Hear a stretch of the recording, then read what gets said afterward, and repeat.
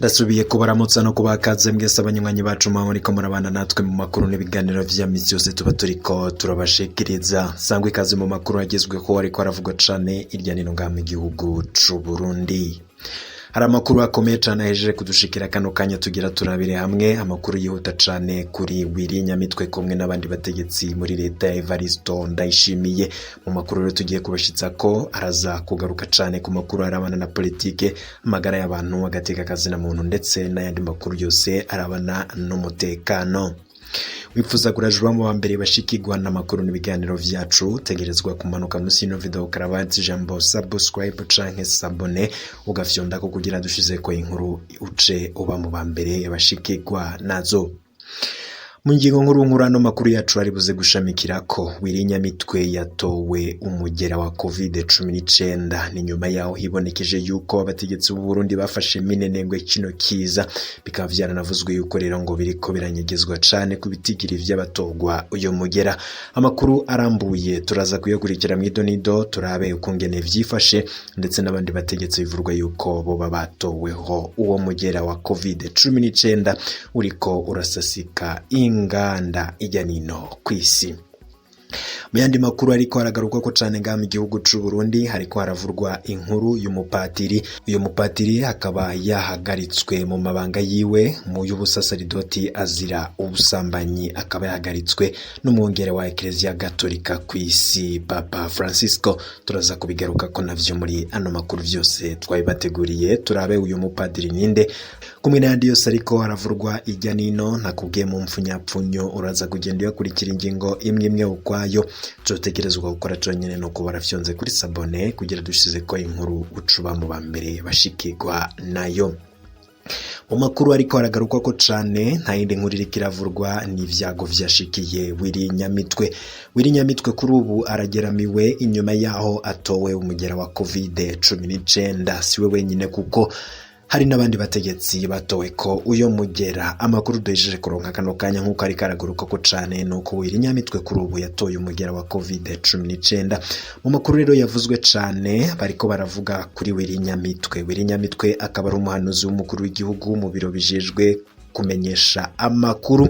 Kuri ubu ngubu inyuma yaho Willy Nyamitwe ahagarikiwe n'umukuru w'igihugu Evaristo Ndayishimiye kumva zuko basanze atatonze mu biro vyiwe kandi atamvu zumvikana zatumye adatonda, kumwe n'abandi bategetsi bashika ku 8 kaba barahawe rero ivyo bihano n'umukuru w'igihugu Evaristo Ndayishimiye, aho ibiro vyabo kuri ubu vyugawe.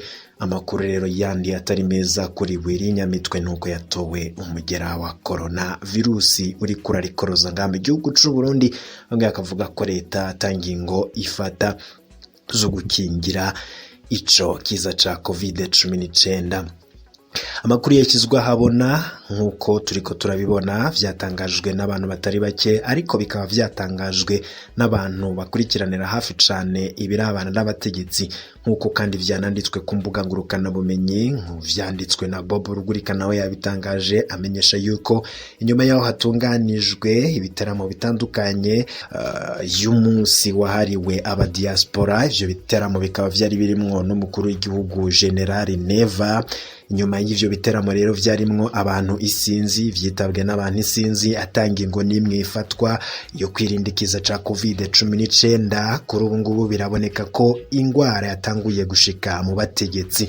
Amakuru dufise rero nuko inyuma yaho ivyo bibereye, Willy Nyamitwe umuhanuzi w'umukuru mu biro vy'umukuru w'igihugu bijejwe kumenyesha amakuru, Willy Nyamitwe yatowe uyo mugera. Siwe wenyene kuko hari n'abandi bategetsi bahuye nawe batowe ko uyo mugera wa COVID-19. Ico bani cose rero yuko bamwe mu begereye cane n'umukuru w'igihugu bo bafise uyo mugera. Amakuru ariko aranwanwa ku mbuga ngurukana bumenyi nuko ibintu bishobora kumera nabi cane mu gihe vyabibonetse ko bamwe mu bategetsi batoye uyo mugera. Nkuko rero biriko biragaruka ko cane abantu bamwe bariko barasemerera umukuru w'igihugu Evaristo Ndayishimiye, akaba yarifatiye mu gahanga umenyesha amakuru w'umurundi akorera radio mpuzamakungu y'abafaransa RFI, akaba yaramwifatiye muganga kubwo umwuga we wo kumenyesha amakuru. Evaristo Ndayishimiye akaba yaramenyesheje ko ngo hari abarundi bakirajwe inshinga no kubona uburundi bugwa mu manga. Ivyo Evariste Ndayishimiye yashikirije bamwe ntibavyakiriye kumwe nawe, kuko bavuga ko umenyesha makuru ategerezwa kumenyesha makuru yose igihe ayo makuru afitiye abenegihugu umumaro. Bamwe bati Perezida Ndayishimiye ntiyarakwiye kwifatira mugango umenyesha makuru, ariko arakora akazi kiwe ko kumenyesha makuru.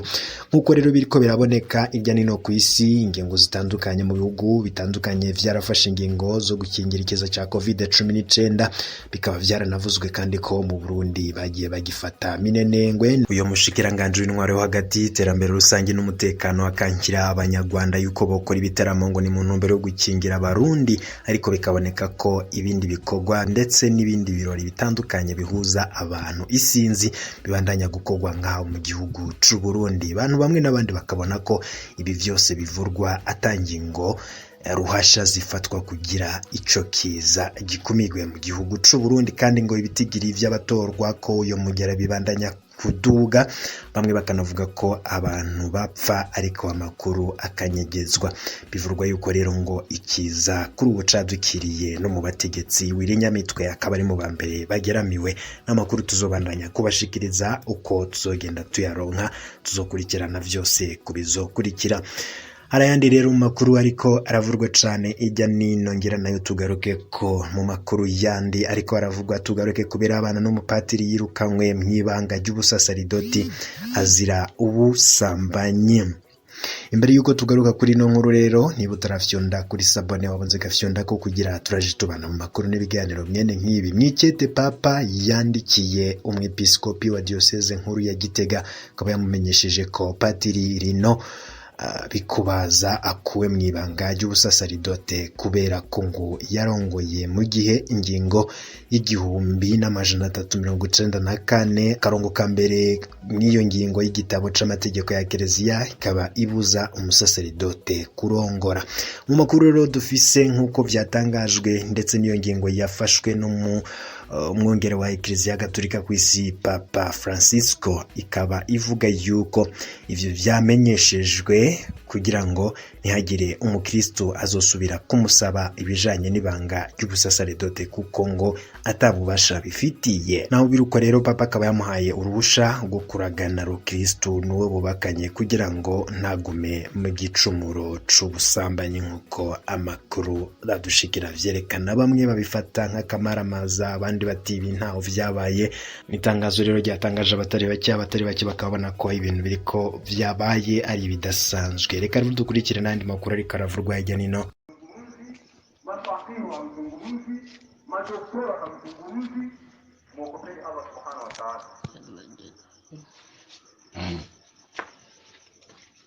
Mimi leo waziri wa mambo ya ndani Monsieur le ministre Ndakugarika aliongea kuhusu adhana.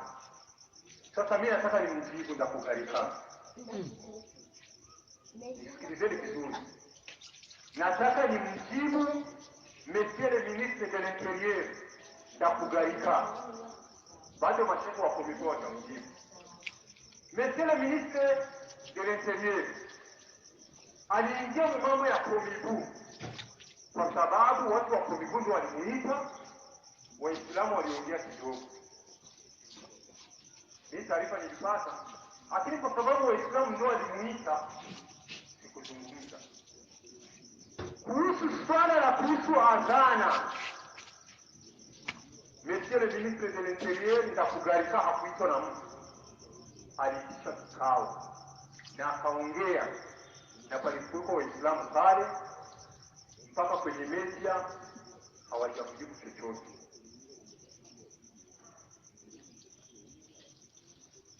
Mushikiranganji Ndakugarika yaraganiriye kuvyerekeye azana y'Abayisilamu. Abashehe bo muri komine baramwishura, abashehe bo mu Buyenzi baramwishura, abashehe bo mu Kanyosha baramwishura, abashehe bo mu Buterere n'Amayimamu baramwishura, abashehe bo mu Kajaga baramwishura, abashehe bo mu Kinindo baramwishura, abashehe bo mu Burundi bwose muri rusange baramwishura. Monsieur le ministre Ndakugarika, Monsieur le ministre de l'Intérieur Ndakugarika, ngomba ndakwishure kuri uno munsi tariki umunani ngomba ndakwishura umuhamagaro w'abayisilamu. Monsieur le ministre de l'Intérieur ndakugarika utaravuka umuhamagaro w'abayisilamu wari uhari. Ukivuka umuhamagaro w'abayisilamu wari uhari. Gushika mu myaka ushikanye umuhamagaro w'abayisilamu wari uhari. Nyakubahwa mushikiranganji ndakugarika tinya Imana.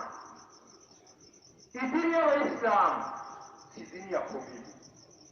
Idini y'abayisilamu si idini y'umuyisilamu. Idini y'abayisilamu ni idini ya Allah. Kuri ubwo rero nyakubahwa mushikiranganji jeje umutekano ndakugarika tinya Imana aho uherereye. Umenye muri uwo nyandiko ndavuga ikibanza uherereyemo ikibanza cya Allah tabaraka wa taala. Isi wicaye ko nimba wicaye nimba uryamye nimba uri mu biro isi uriko ni isi ya Allah tabaraka wa taala. Mu mwanya uwo ari wo wose Allah tabaraka wa taala arashobora kuguterura akagushyira hejuru ukaguma mu kirere gushika ku munsi w'imperuka. Monsieur le ministre de l'Intérieur ndakugarika tinya Allah. Ku ruhande rundi tinya Imana yakuremye. Ngomba ndaguha ubutumwa ubushikire aho uri hose. Icya mbere ndakumenyesheje kuri uwo munsi w'itariki indwi ni ku munsi wa kabiri. Igihe wari kuravuga igihe wakoranije abantu harabana za media zirakumviriza uravuga wavuze uwisilamu n'icyoza. Amavideo yawe turayafite, audio zawe turayafite. Tinya Allah. Wavuze icyoza uwisilamu.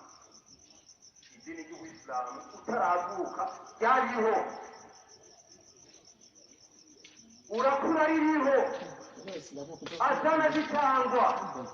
Uno munsi kubera Allah tabaraka wa taala yaguhaye icyubahiro cyo kuba umushikiranganji. Unaogopa kufa. Mbona takia vita utachomoa hicho chokoro. Niyo mpamvu bashaka kuhamagara y'abayisilamu ukakugura ikoza. Tinya Allah aho uherereye. Isi yose ubu uri kuvuga nabi. Utisubiyeko Monsieur le ministre de l'Intérieur ndakugarika utisubiyeko mu mwanya mutonya Allah arashobora kugushyira mu maboko yiwe. Ndabikumenyesheje. Icyo ndakubariye ubutumwa bwa mbere ndaburungitse kuri à son excellence le patron du pays, Monsieur le président de la République du Burundi. Evariste ndakurungikira ubutumwa bugushikiye. Di Burundi. Umushinga naye ndakugarika ariko akononera urugendo gutwara igihugu. Son excellence Evariste umushikiranganji w'intwaro yo hagati ndakugarika ariko akononera porogaramu yo gutwara igihugu. Vuba bishoboka. Ufunwa tena bari Monsieur President Evariste Chore bwana. Ndakugarika ndamwandikira abashinga. Umubwira cyo kuri media asaba Imana imbabazi. Utuzuse. Kuri media kuko aho yabivugiye media yari hari agende kuri radio y'igihugu asaba Imana imbabazi, asaba n'abayisilamu imbabazi. Mu minsi indwi ndayimuhaye natabikora ndakugarika. Monsieur le ministre ndakugarika aho uri hose. Niko ndavuga ngaha mu musigiti ndazi yuko hariho abakozi bawe no hanze mu musigiti barahari. Ubutumwa ndazi yuko bugushikira uno munsi. Aho uri hose genda kuri media kuri radio y'igihugu usaba imbabazi Allah, usaba imbabazi n'abayisilamu mu minsi indwi ugira icyo kintu. Ataruko son excellence président de la République Evariste nataguhagarika akazi tuzasaba iduha Allah guhagarika akazi utashyize mu ngiro mu minsi indwi yo gusaba Allah imbabazi n'ubuyisilamu ukabusaba imbabazi. idini ry'ubuyisilamu si idini ryo gukiniraho. Mesere minisitiri ndakugarika wavutse ubuyisilamu ubusangaho, wavutse azana ubusangaho. Uno munsi Allahu tabaraka wa taala aguhaye ibimwe mu ntebe z'igihugu, hanyuma uvuga ati ihamagaro rya Allah ngo riratera isibe mu bantu. Ihamagaro, umuhamagaro wa Allah wavuye mu ijuru ushikira abayisilamu ku ntumwa y'Imana Muhammad sallallahu alaihi wasallam, arawigisha umuhamagaro kuva ibihe n'ibihe. wowe uturuka umuhamagaro uriho, azana iriho. Uno munsi urashobora kuvuga yuko ngo azana iratera isibe, ngo muraryama, birababuza kuryama. Ubunye imyaka yose mesere minisitiri ndakugarika umaze uryama azana iriho. Kuko uno munsi muri iyi minsi 3 cyangwa 5 niho azana igisongere, niho ushobora guterura guhamagaza abantu, guhamagaza media, ukaganira ku cyerekeye azana. Tinya Allah, tinya Allah, tinya Allah vuba, tinya Allah vuba.